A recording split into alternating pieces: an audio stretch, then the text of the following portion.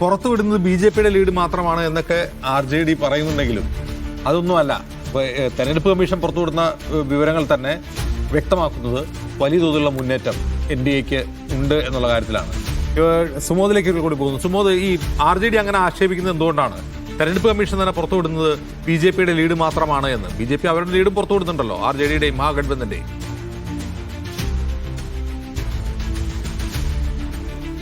ഇപ്പോൾ ഇവർ വലിയൊരു പ്രതീക്ഷയായിരുന്നു RJDക്ക് ഉണ്ടായിരുന്നത്. കാര്യം RJDയുടെ ഒരു ക്യാമ്പുകളിൽ അല്ലെങ്കിൽ RJDക്ക് ശക്തിയുള്ള സ്ഥലങ്ങളിലെല്ലാം കൃത്യമായി മറ്റ് പാർട്ടികൾ, അതായത് BJP ഇതര പാർട്ടികളുമായിട്ട് പോലും ചെറിയൊരു സഖ്യം RJDക്ക് ഉണ്ടായിരുന്നു. മാത്രമല്ല ഇപ്പോൾ ഉവൈസിയുടെ പാർട്ടി ഏറ്റവും വലിയ ഒറ്റക്കക്ഷി എന്ന പദവിയിലേക്ക് നമ്പറുകൾ കൊണ്ട് BJP പോകാൻ തുടങ്ങിയ സമയത്ത് ആ പാർട്ടിയിലെ MLA-മാരെ കൊണ്ടുവന്ന് ഈ ലയിപ്പിക്കുകയും അങ്ങനെ RJD തന്നെ ഒരു ഘട്ടം വരെ വലിയ ഒറ്റക്കക്ഷിയായി നിലനിൽക്കുകയുമായിരുന്നു ചെയ്തിരുന്നത്. കാര്യം ഒരു കാരണവശാലും ഒരു ഭരണമാറ്റം അനുവദിക്കില്ല എന്നുള്ള ഒരു ലാലു പ്രസാദ് യാദവിൻ്റെ ബുദ്ധി കൊണ്ടായിരുന്നു അങ്ങനെ ചെയ്തിരുന്നത്.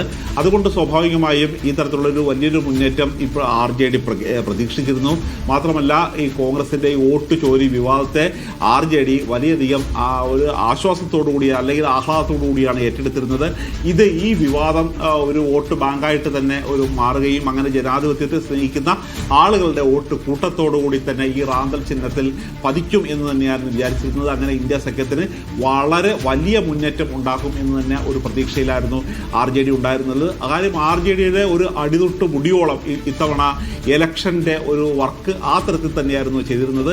മാത്രമല്ല ഏറ്റവും ഒടുവിൽ അഡ്ജസ്റ്റ്മെൻറ്റിൻ്റെ ചില ഭാഗമായി RJD ഒരു മണ്ഡലത്തിൽ നിന്നും അവരുടെ സ്ഥാനാർത്ഥിയെ പിൻവലിച്ചെങ്കിൽ പോലും അവിടെ ഈ ചിഹ്നം ഓൾറെഡി കൊടുത്തുപോയി. അതുകൊണ്ട് ഈ സ്ഥാനാർത്ഥി അവിടുന്ന് മാറാൻ തയ്യാറായില്ല. അയാൾ RJD ചിത്രത്തിൽ തന്നെയാണ് മത്സരിച്ചിരുന്നത്.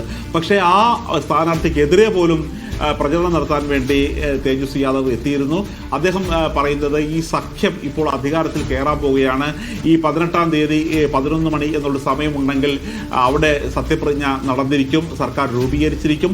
സർക്കാർ രൂപീകരിച്ചതിന് ശേഷം ആദ്യത്തെ നിയമസഭാ തെരഞ്ഞെടുപ്പിൽ എന്തൊക്കെ കാര്യങ്ങളാണ് ചെയ്യേണ്ടിയിരുന്നത്, അടുത്ത ഒരു മാസത്തിനുള്ളിൽ ഏതൊക്കെ തരത്തിലുള്ള മാറ്റങ്ങളാണ് വരേണ്ടിയിരുന്നത്, ആദ്യത്തെ 100 ദിവസത്തിനുള്ളിൽ ഏതൊക്കെ മാറ്റങ്ങൾ വരുത്തണം, ഒരു വർഷത്തിനുള്ളിൽ എങ്ങനെയാണ് ബീഹാർ മാറേണ്ടത് തുടങ്ങിയ കാര്യങ്ങൾ കൃത്യമായി ഒരു റൂട്ട് മാപ്പ് തയ്യാറാക്കിക്കൊണ്ടാണ് RJD തെരഞ്ഞെടുപ്പിനെ നേരിട്ടത്. അതിൽ ഏറ്റവും പ്രധാനമായി ചൂണ്ടിക്കാണിച്ചിരുന്നത് പലായൻ മുക്ത് ബീഹാർ എന്നുള്ളത് നടപ്പാക്കാൻ പോവുകയാണ്, ബീഹാറിൽ തന്നെ തൊഴിൽ കൊടുക്കാൻ പോവുകയാണ്.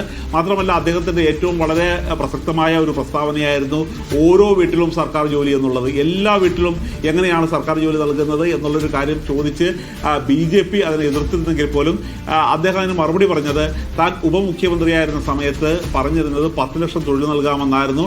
ആ കാലത്ത് 5 ലക്ഷം തൊഴിൽ നൽകി. ഏതെങ്കിലും കാലത്തിൽ നിതീഷ് കുമാറിൻ്റെ ഭരണത്തിൽ തൊഴിൽ നൽകിയിട്ടുണ്ടെങ്കിൽ അത് തേജസ്വി യാദവ് ഉപമുഖ്യമന്ത്രിയായിരുന്ന ആ സമയത്ത് മാത്രമായിരുന്നു. അതുകൊണ്ട് എങ്ങനെ മുന്നോട്ട് കൊണ്ടുപോകണം എന്നുള്ള കൃത്യമായി ഐഡിയ ഉള്ള ഒരാളാണ് താൻ. അതുകൊണ്ട് അത് തനിക്ക് വിട്ടേക്കും എന്നാണ് പറഞ്ഞിരുന്നത്. അങ്ങനെ ഈ തേജസ്വി എവിടെ ചെന്നാലും അവിടെ എല്ലാം വലിയ തരത്തിലുള്ള ആൾക്കൂട്ടം ഉണ്ടാകുന്നു.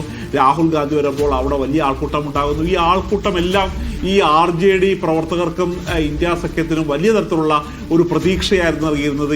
ഇത്തവണ വിജയം കൈപ്പിടിയിൽ ഒതുക്കുകയാണ്. മാത്രമല്ല നിതീഷ് കുമാറിനെ നേരിട്ട് ആക്രമിക്കാതെ ചാച്ച എന്ന് വിളിച്ചുകൊണ്ട് തന്നെ ചാച്ചയെ BJP അവഗണിക്കുന്നു, BJP ചാച്ചയെ മറികടക്കാനുള്ള ശ്രമം നടത്തുന്നു, ചാച്ചയെ ഇല്ലാതാക്കാൻ ശ്രമിക്കുന്നു എന്ന് പറഞ്ഞ് ആ ഒരു നിതീഷ് കുമാറിനെ പിന്തുണക്കുന്ന ചില വിഭാഗങ്ങളുണ്ട്. പ്രത്യേകിച്ച് ഈ കുർമി വിഭാഗത്തിൻ്റെ വലിയ പിന്തുണയുള്ള നേതാവാണ്. അദ്ദേഹത്തിൻ്റെ ഏരിയ നിലനിൽക്കുന്ന ആ നളന്ദ ഏരിയയെ കുർമിസ്ഥാൻ എന്ന് പോലുമാണ് വിളിക്കുന്നത്. ആ വിഭാഗത്തിൻ്റെ കൂടി വോട്ട് തങ്ങൾക്ക് ലഭിക്കും എന്നുള്ള ഒരു വിചാരമായിരുന്നു ഉണ്ടായിരുന്നത്.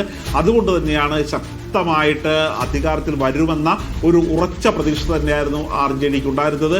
മാത്രമല്ല കോൺഗ്രസ് സീറ്റുകളിൽ കോൺഗ്രസ് സ്ഥാനാർത്ഥികൾ മത്സരിക്കുന്ന പല ഇടങ്ങളിൽ നമ്മൾ സന്ദർശിക്കുമ്പോൾ അവിടെയെല്ലാം ഈ ഗ്രാമമുഖ്യന്മാരെയാണ് കൂടുതലും കോൺഗ്രസ് സ്ഥാനാർത്ഥികളാക്കിയിരുന്നത്.